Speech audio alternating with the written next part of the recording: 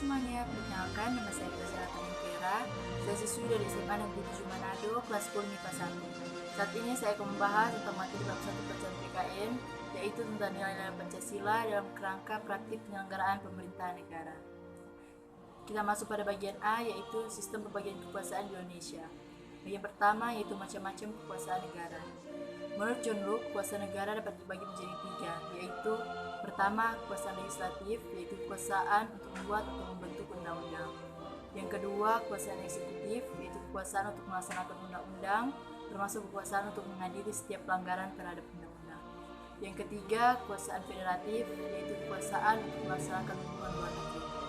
Ada juga yang menurut Montesquieu. Menurut Montesquieu, kekuasaan negara dapat dibagi menjadi 3. Yang pertama, kekuasaan legislatif, yaitu kekuasaan untuk membentuk atau membuat undang-undang. Yang kedua, kekuasaan eksekutif, yaitu kekuasaan untuk melaksanakan undang-undang. Dan yang ketiga, kekuasaan yudikatif, yaitu kekuasaan untuk mempertahankan undang-undang, termasuk kekuasaan untuk mengadili setiap pelanggaran terhadap undang-undang. Sekarang kita masuk ke bagian yang kedua, yaitu konsep pembagian kekuasaan di Indonesia.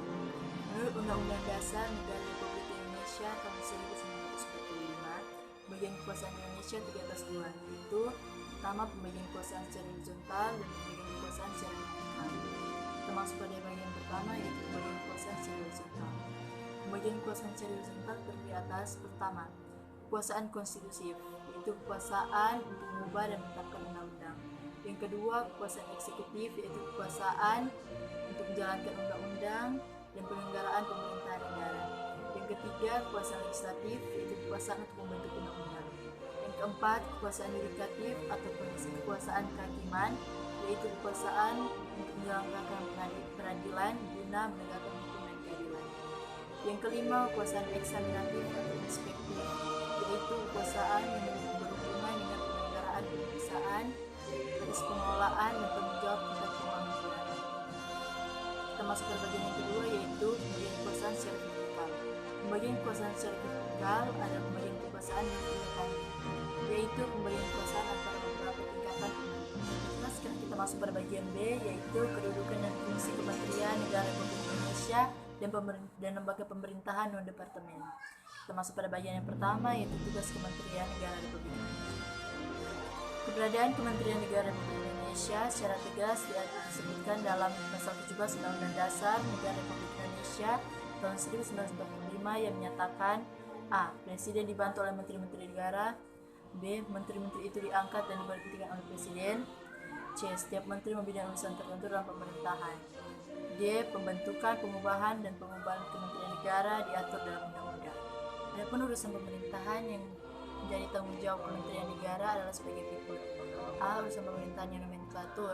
Kementeriannya secara tegas disebutkan dalam Undang-Undang Dasar Negara Republik Indonesia tahun 1945 meliputi urusan dalam negeri, luar negeri, dan pertahanan. B. Urusan pemerintahan yang luar lingkupnya disebutkan dalam Undang-Undang Dasar Negara Republik Indonesia tahun 1945. C. Urusan pemerintahan dalam rangka penajaman, koordinasi, dan sinkronisasi program pemerintah. Dan kita masuk pada bagian yang kedua, yaitu klasifikasi Kementerian Negara Republik Indonesia. Berdasarkan Peraturan Presiden Nomor 7 Tahun 2015, Undang-Undang Dasar Negara Republik Indonesia tahun 1945 tentang organisasi Kementerian Negara. Kementerian Negara Republik Indonesia dapat diklasifikasikan berdasarkan urusan pemerintahan yang ditangani. Sekarang kita masuk pada bagian yang ketiga, yaitu lembaga pemerintahan dan kementerian. Selain memiliki Kementerian Negara, Indonesia juga memiliki lembaga pemerintahan dan kementerian atau LPNK. Yang dahulu namanya adalah Lembaga Pemerintahan non Departemen.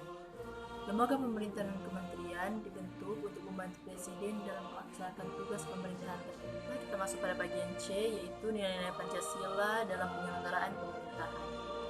Pancasila yang termuat dalam Undang-Undang Dasar Negara Republik Indonesia tahun 1945 sebagai landasan utama bangsa Indonesia memiliki 3 tata nilai, yaitu dimensi spiritual, dimensi kultural, dan dimensi institusional.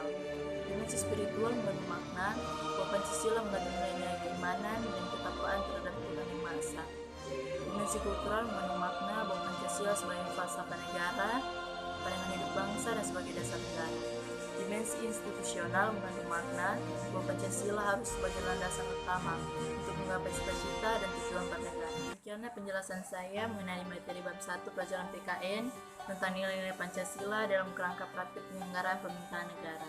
Semoga bisa bermanfaat bagi teman-teman sekalian dan terima kasih telah menonton.